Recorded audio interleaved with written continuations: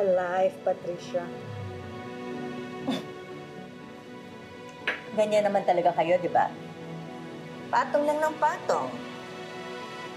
Parang anak mo. Sadyang pinatungan yung anak mo. And then, here you are.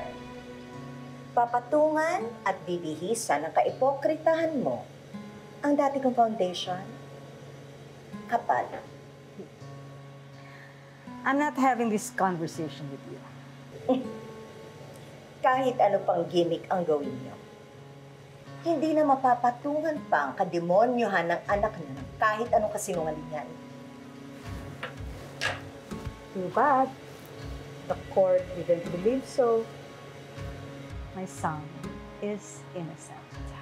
Sa ngayon, but time is the ultimate truth teller. Tingnan ko lang kung hindi ka maturo. Pag nalaman mong maling-mali pa lang pagkakakilala mo sa anak mo.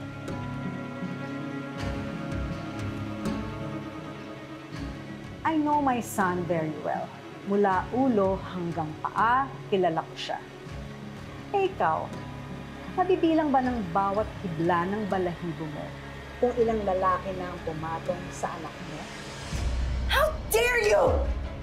Subukan mong ilapat ito sa mukha ko. Hindi ako magdadalawang isip na patungan pa ang patong-patong na problema ng miserableng pamilya mo.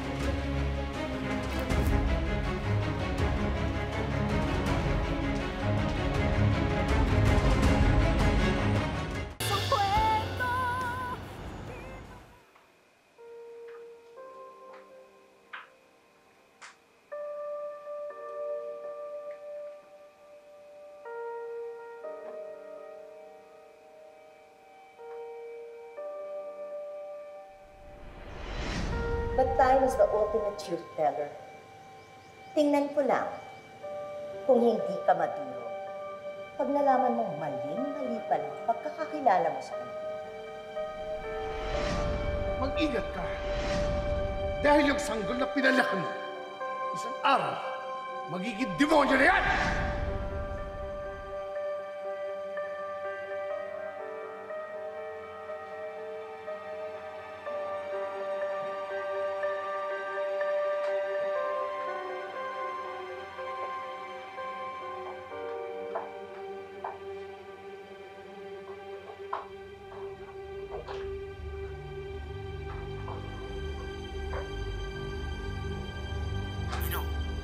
Nandiyan ka na ba?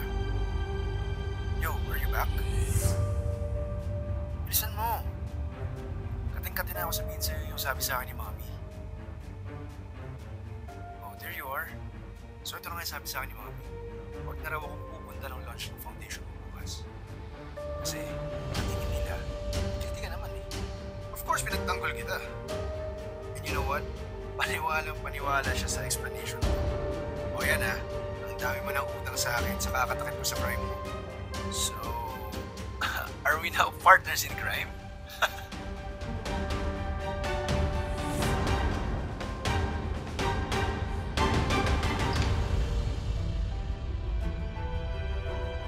Mom, Dad. Wait. Dad? Wala ka! Tama na! Huwag mo na ito! Get out of here! Dad, what? Rape? You raped Trixie? Oh my God! Daddy! I swear! Wala! Sinunod ka! Dad! Dad, please! Dito! Dad, stop! Dad, please! How can you do this? How can you do it? I'm sorry! I'm sorry! I'm so God! I swear! I'm sorry!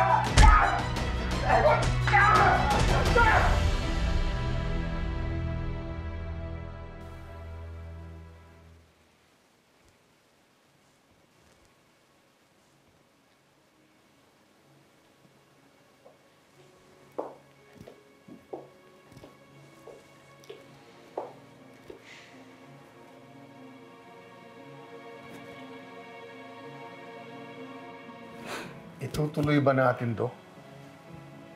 Kailangan. Kailangan?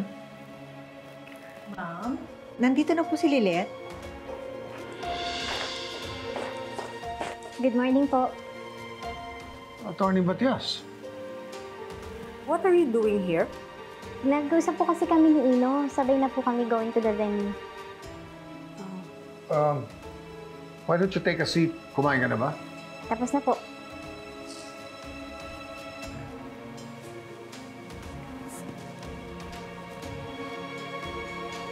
Ino?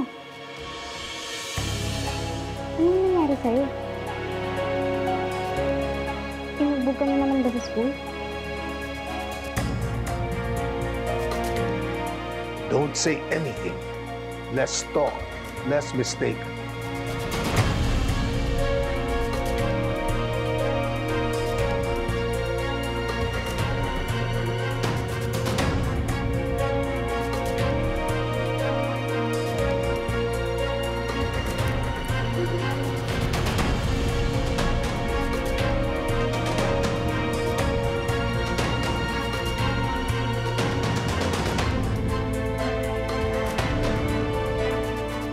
Anong nangyayari?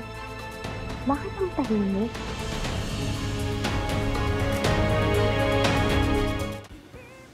Hi everyone! Welcome to the grand launch of the Innocent Angels Foundation. Are you excited? Yes! Malakpakan naman dyan, guys. Ayan, mga kids natin, happy. Please welcome the President of Angels Innocent Haven, Mr. Ino De Leon. Ano nangyari dyan? Ewan ko nga eh. Ayaw naman magsalita kanina pa. Actually, alam ko na po yung mga bulungan na yan. Siguro tinatanong niyo ngayon, bakit puro pasayan? Weeks after it was declared that I was innocent, marami pong taong naniniwala pa rin na ginawa ko ang crime na hindi ko naman ginawa.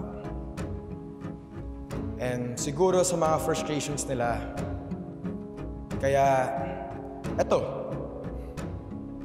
sa totoo lang ho, masakit pa rin po ang buo kong katawan. Alam niyo sa puntong ito, para sa isang batang katulad ko, pinakamadali nilang piliin ang mas madaling daan. At yun, sumuko na lang. Why not? Why not, diba? Why not spare yourselves from all these things and people that are hurting you? Parang itong foundation na to. Alam ko naman yung iniisip ng iba eh. Na para sa akin, gimmick lang to.